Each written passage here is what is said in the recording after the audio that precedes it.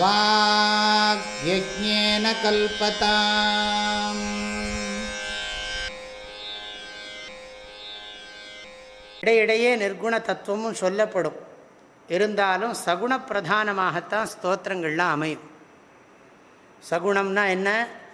குணங்களோடு கூடிய கடவுளைத்தான் சாஸ்திரம் ஸ்தோத்திரம் பண்ணும். ஸ்தோத்திரம் எங்கெல்லாம் வருகிறதோ அங்கெல்லாம் சகுணபரமாகத்தான் இருக்கும்.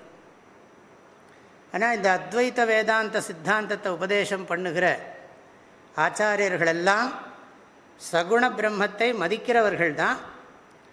சகுண பிரம்ம உபாசனை பண்ணுறவனுக்குத்தான் நிர்குண பிரம்ம அத்வைத ஞான சித்தியே ஏற்படும். சகுண பிரம்ம உபாசனை இல்லாமல் நிர்குண பிரம்ம ஞானம்ங்கிறது கிடையவே கிடையாது. ஓம்